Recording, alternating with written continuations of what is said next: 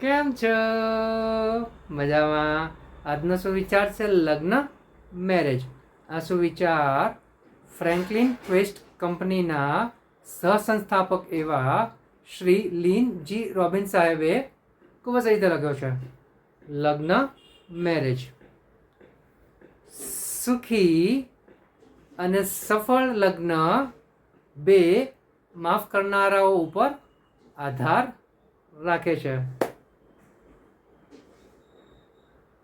મારા વાલા મિત્રો, અહીંયા લગ્ન વિશે, મેરેજ વિશે શ્રી લીન જી રોબિન સાહેબે ખૂબ જ સરસ મજાની વાત અને સાચી વાત કહી છે.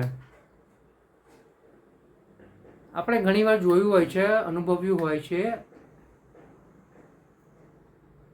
કે ઘણા લોકો તો ફક્ત લગ્ન નિભાવી જ રહ્યા છે. લગ્ન થઈ ગયા છે એટલે પરાણે ચલાવી રહ્યા છે. પોતે પોતપોતાની જવાબદારીઓ નિભાવીને છૂટા થઈ જાય છે. પરંતુ આ પ્રકારની જે લગ્ન જીવન છે તે સુખી કહી શકાય, પરંતુ સફળ નહીં. માટે જો આપણે આપણું લગ્ન જીવન સુખની સાથે સાથે સફળ બનાવવું હોય તો હંમેશા માફ કરવાનો ગુણ આપણા જીવનમાં ઉતારવો પડશે.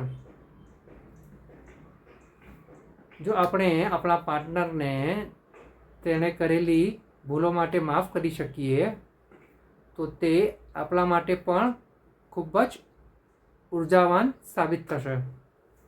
આવી જ રીતે જો આપણે કંઈ ભૂલ કરી હોય તો આપણે પણ પહેલાં માફી માગવી જોઈએ, પછી પાર્ટનરે માફી આપવી કે નહીં આપવી તે તેમની પર છોડી દેવી જોઈએ. પરંતુ જ્યારે બે જણા સાથે મળીને આવી રીતે માફ કરવાની ભાવના જે છે, જે માફ કરવાની જે ક્રિયા છે, કાર્ય છે, પોતાના જીવનમાં ઉતારે છે તો તેમનું જીવન 100% સુખી અને સફળ બની જાય છે. જ્યાં સુધી દિલમાં, હૃદયમાં એકબીજા પ્રત્યે કડવાશ હશે ત્યાં સુધી લગ્ન જીવન સફળ થશે ખરું, પરંતુ સુખી સાથે સફળ નહીં થાય. અહીંયા આપણે આપણું જીવન સુખની સાથે સાથે સફળ અને સફળતાની સાથે સંતોષ બધાનું જ મિશ્રણ કરીને આપણી લાઈફ ચલાવવાની છે અને જીવવાનું છે. માટે જ કહેવાયું છે કે જો આપણે સુખી અને સફળ દાંપત્ય જીવન જોઈતા હોય તો તેનો આધાર આપણે સામેવાળાને કેવી રીતે માફ કરીએ છીએ અને જો આપણે ભૂલ કરી છે તો આપણે કેવી રીતે માફી માંગીએ છીએ તેની પર આધાર રાખે છે.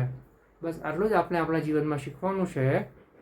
પછી આપણું જીવન 100% ખૂબ જ સારું અને સાચું બની જશે અને જીવવાની ખૂબ મજા આવશે. Thank you.